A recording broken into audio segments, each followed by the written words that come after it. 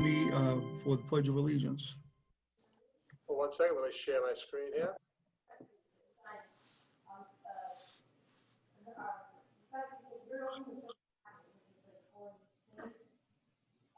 Pledge allegiance To the to the flag flag Of the of the United States of America and to the republic Republic for which it which stands, stands, one one nation, nation, under God, indivisible. indivisible, with with liberty liberty and and justice justice for for all. all.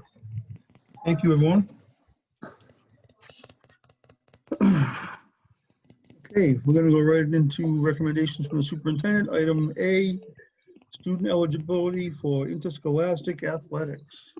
Yeah, we just have one agenda item tonight, so thank you to the school committee members for coming together this evening to talk about eligibility for student athletics.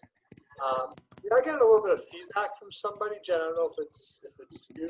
So if it's okay, I'm going to mute you. Is that right? It might be me, Scott. I just moved my phone. No, I think it is Jen. I don't know if it's the car. So sorry about that. So I'm going to turn it over to Mike Schultz, who's going to make a brief presentation about eligibility for winter sports. Okay. Can you guys hear me? Yep. Yeah, I couldn't get on my computer, so I'm on my phone. So, I don't have my video working, but ultimately I'll give you just a quick background. The current middle high school language says that our goal is that all students who participate in extracurricular activities at Carver Middle High School pass all courses each term. To be eligible, a student must maintain a 70% C- average without failing more than one course in the previous term. That has been our academic eligibility for sports and clubs for as long as I've been in the district, and I think it's been much longer than that. In the fall of this year, as a result of COVID, the MIAA waived the academic eligibility and left the determination up to the individual principals to decide on appropriate standards. The current MIAA academic eligibility standards are less than ours. Ours actually are probably one of the highest in the area.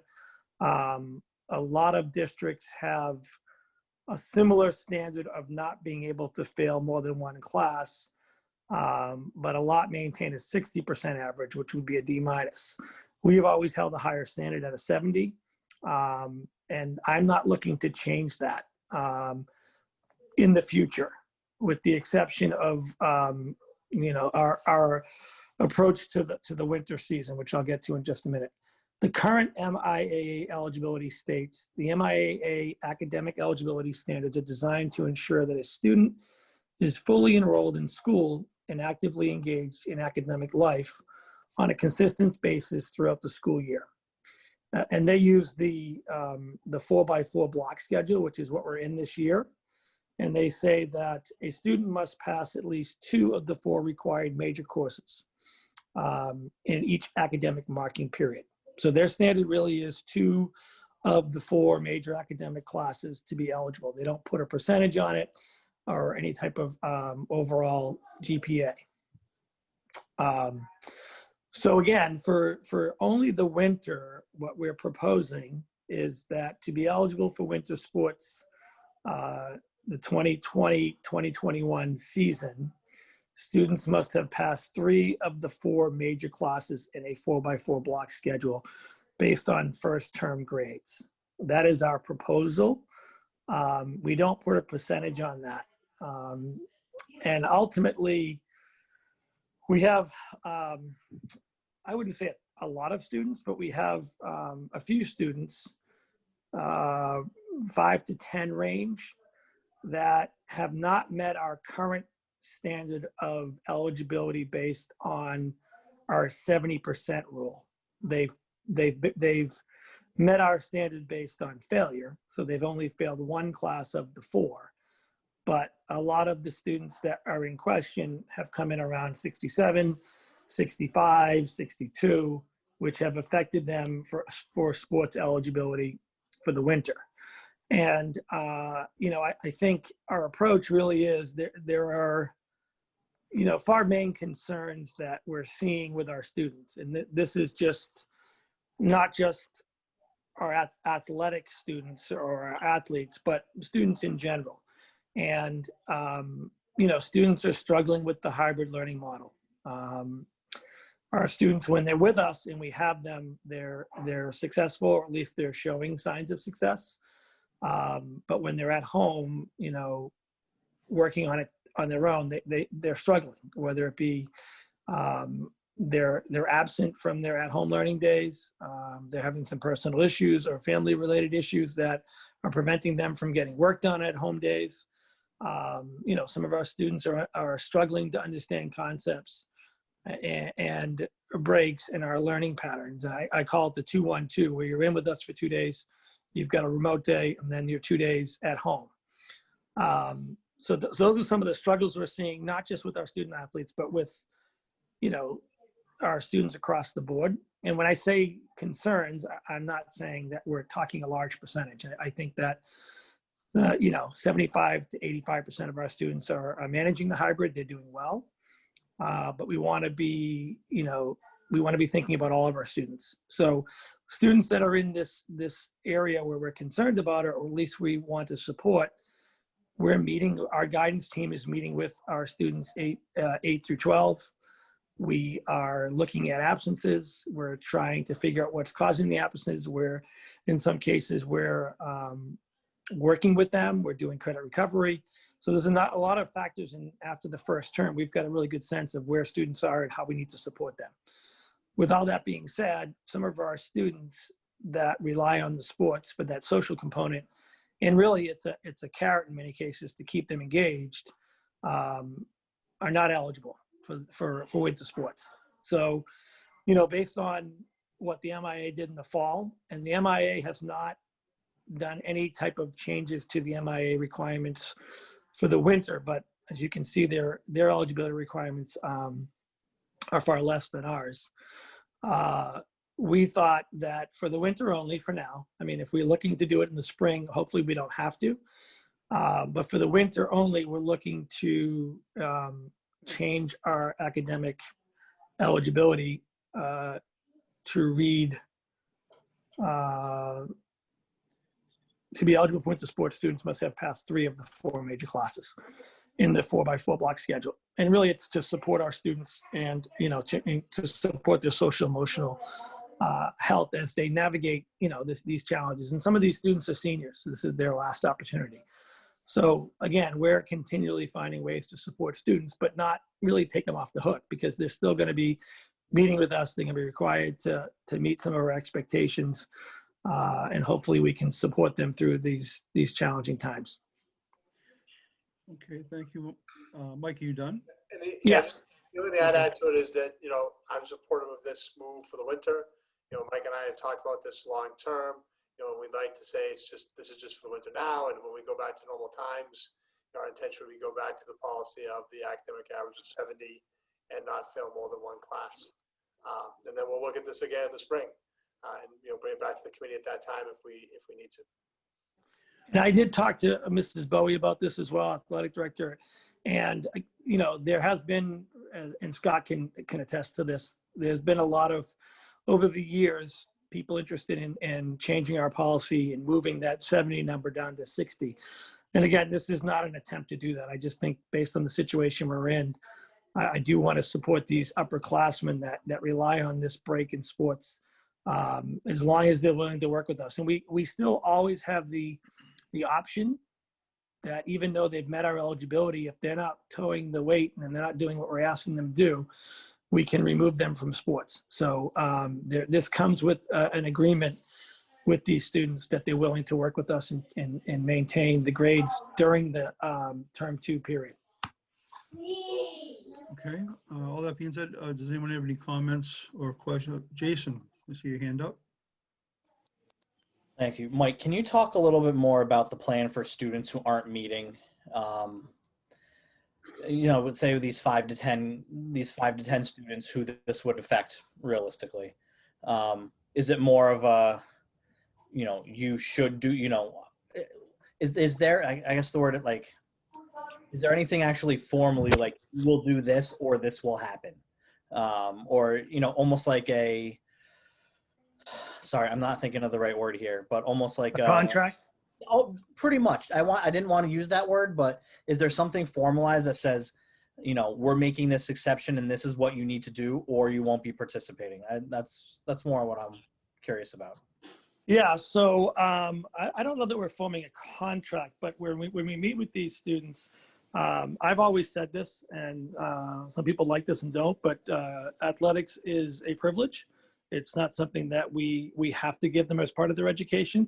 So, you know, we can revoke that opportunity based on behavior, based on grades, based on a number of things. So when we meet with these students and we provide them the opportunity to participate, there is a level of expectation that we're going to meet with them. I don't know that we'll make them sign a contract, but there'll be an understanding with them, their coach, their parents, that these are our expectations. You know, if you wanted, we could do some sort of progress report check-ins where sometimes every 2 weeks we would get a summary of their grades and make sure they're maintaining their current term 2 grades. You know, we can't go back on term 1, but if that's something that you would like us to instill, I can certainly do a 2-week progress check with them. Our coaches have really been good about this, so we can pull reports, and if we see that a student is not doing what they're supposed to be doing in the first 2 to 3 weeks of our agreement, then, you know, certainly we can remove them from the team. A lot of this has to do with virtual absences, to be honest with you. And being absent, the virtual piece has been a challenge for us. And we're meeting with all of our students that have exceeded absences to discuss that, not just our student athletes. So it'll be very clear what the expectations are for them, but we can certainly do like a progress check-in after 2 or 3 weeks and kind of go from there. Good. Yeah, that's more where I was looking for too, because it's an accountability piece, right? Like I don't want to see the bar has been lowered, even though that's not what it is, but it kind of is on paper. You know what I mean? Like the you know, it's one less thing. You know, like you got in by the skin of your teeth. So as long as that accountability piece is in there, I think that's the key to this. So I'm good. Yeah, we can certainly, as we meet with these students, because, you know, the reality is practice has started, and I told them they could practice, which we do with a lot of our students that aren't eligible, that they can practice but can't participate until we finalize things. So when we meet with them, we could instill a progress check, whether it be every 2 or 3 weeks. And we'll quickly know, to be honest with you, and working with students like this, we're going to know right away who's committed and who's not. Right. One of the students in question, I already know is struggling, and we're not going to let them participate right now until they can prove to us that they're committed. So I fully understand your point, and I would support that idea. Okay, awesome. Thank you. Yep. Okay, anybody else have a comment or a question for Michael? Okay. Yeah, Mike, the only thing I had was, if this went forward, would you be telling these students that we're going to be reevaluating in the spring and looking to maybe go back in the spring to our original criteria, or is it going to be basically just kind of just letting it go right now? No, I'm looking just for the winter right now. Okay. And really the only reason why I'm doing that is because we have seen, based on first term grades and student absences, which is a big deal for high school students. I mean, it's a big deal in general because we're tracking it for all students, but for high school students, excessive absences, they lose credit. So they don't get credit for the classes they're taking. They may pass a class, but excessive absences can be loss of credit, which later on for a senior can be the difference between graduating or not. So what we're seeing is that, and we weren't really sure, but after first term in a hybrid model, what were going to be our challenges. And I thought we would see more failures than we did. So that's promising. But what we're really seeing is that the kids, the virtual days for students, in some cases, they've missed a lot. So we've got to correct that. These virtual absences ultimately have affected students' grades in some cases, which have made them ineligible. So I think that having gone through the process once in term 1, I don't anticipate looking to do this again in the spring. And again, it's an opportunity because some of our students, I mean, they're relying on this opportunity to participate in sports. They're missing the social piece, and we want to support them. But again, only if they're willing to work with us. And, you know, there's that partnership with their guidance counselor, their teachers, and with their parents. And our teachers have been, and I think we've said this many times in meetings, they've been extremely flexible with students. You know, we know that some kids, if they didn't give them the opportunity to fix grades and make things up, would be starting term one with like a 10 or a 20, which can tank a student for the entire year. So we're working with them and making sure we get them back on track. And they have to commit. I mean, they have to also be willing to put the work in and commit to being on time, showing up for virtual classes, and showing us they're willing to work. So I think, you know, the first term was a run through for us. We've got a better sense of what to expect. We know how to track kids better on virtual absences and so forth. So again, I'm hoping it's only for the winter season, and we don't have the same situation going on in the spring. Okay. I mean, I agree with you though, that, you know, athletics is a privilege. And I think I do believe it, you know, it helps kids a lot, like you said, with the social aspect of it and the team building aspect of it. But if we have kids that are basically, you know, basically for all intents and purposes, like skipping class, you know, Yes. and it's like you don't want to reward them off with something they want to do. But I have no problem with going forward. And I mean, it's extraordinary times right now. So. Yeah, I'll be honest with you. There are, I think there's like 8 kids that would benefit from this adjustment. And again, it's an adjustment on the percentage, really. Right. 2 of them, I'm not at this time not going to let participate. So even though they meet the criteria, they're not proving to us right now that they're willing to work. So we have to correct that. So it's not going to be an automatic just because you meet the criteria now. We've changed the standard. It's not an automatic. You can participate. And I think that's important to mention because we're going to have some students in that situation. Okay. All right. Scott, do you need a vote from us? So Yeah, we would need a motion to support the eligibility, either state what's proposed or just say I support the motion as proposed by Mr. Schultz. All right. Would anybody like to make a motion on this? I'll make a motion to support the eligibility change as proposed by Mr. Schultz. Okay, we have a motion and a second. Any further discussion? Okay. Seeing none, it's a roll call vote. Stephanie Clarity, Stephanie Clarity, aye. Jennifer Pratt, Jen Pratt, aye. Jason Greenwood, Jason Greenwood, aye. Andy Cottarelli, aye as well. And James isn't here, right? James is not here, no. He's not here, okay. So that's it, 4-0, it passes. All right, there you go, Mike. Good luck with that. Thank you very much. I appreciate it. No problem. Let us know how it goes. For what it's worth, Mike, I appreciate that you're taking the time to like individually look at these and follow up with the kids that need the extra nudging. And I completely trust your judgment. So keep up the good work. Thank you. I appreciate that. The students will definitely appreciate it as well because some of those students that are trying are on we're on the 68 range, and they'll benefit. And there's others that we'll keep an eye on and we'll work with them. Great. So thank you. Great. Thank you very much, Mr. Schultz. Thank you. Thank you. Yep. All right. Have a good night, everybody. Bye-bye. Oh.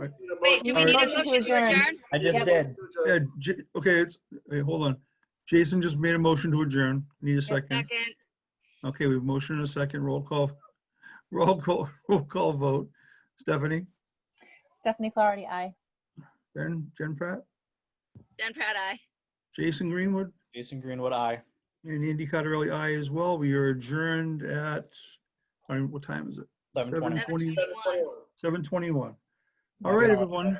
I didn't, yeah, there was no communications from the school committee. We already did that not long ago, but I hope everyone has a great Christmas and New Year's. Yes, happy holidays, guys. Merry Christmas. So, Thank you. Thank you. Good night. all right.